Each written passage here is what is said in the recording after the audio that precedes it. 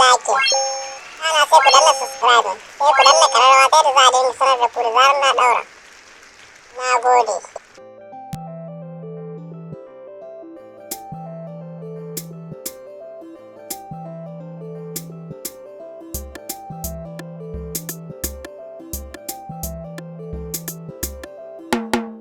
Daga wayar man ka ji wa yake kira ne man.